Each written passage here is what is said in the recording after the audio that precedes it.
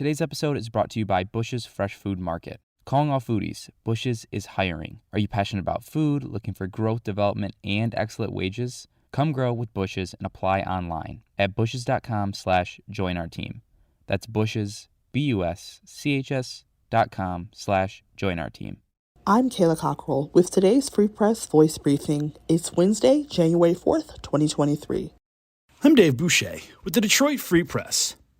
A new course kids must take to graduate high school, expanding compensation for crime victims, and encouraging updated school safety procedures are among the many new Michigan laws that take effect in 2023. While state lawmakers largely failed to enact sweeping tax cuts or systemic changes during the last two-year legislative session, they did approve more than 50 bills set to become law this year. Here's a quick look at the changes.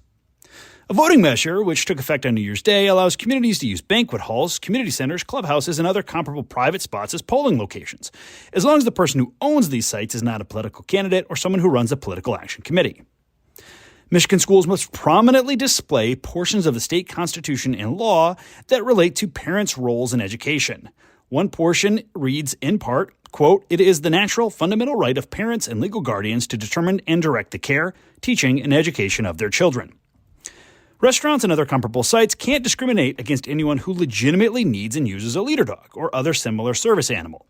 Under a measure that goes into effect in March, those legal protections must now also apply to people training dogs, miniature horses, and other creatures to become effective service animals in the future.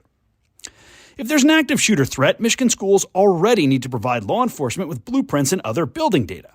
But under a new measure that takes effect in March, schools may instead choose to provide local police and sheriffs with comparable information called critical incident mapping data. A new bill that takes effect in March establishes a commission to create standards for young children who are deaf and otherwise use American Sign Language.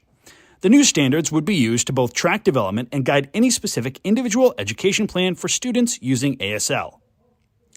Michigan students must successfully take a personal finance class in order to graduate high school in the future.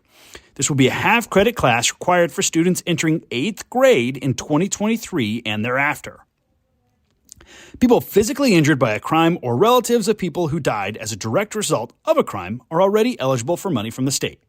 However, a pair of new bills that take effect in August expand the law so that people who suffer a, quote, psychological, mental, or emotional injury resulting from a reasonably perceived or actual threat of injury or death are also eligible for financial compensation.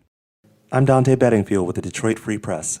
Metro Detroit businesswoman, philanthropist, and arts patron Gretchen Carhartt Valade died aged 97 on December 30th at her Grosse Pointe Farms home.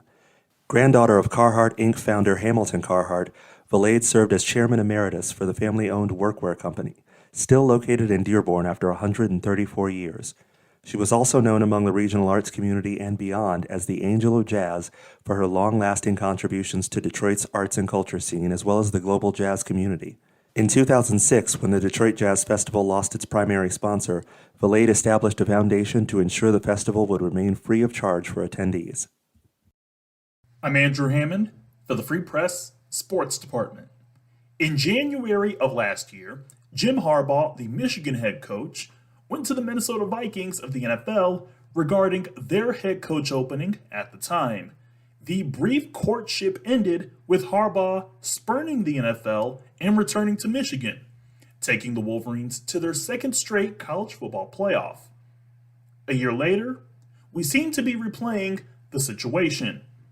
This time, it's the Carolina Panthers, along with other teams around the league with head coach openings, have either made overtures to the Michigan head coach or have him on a short list.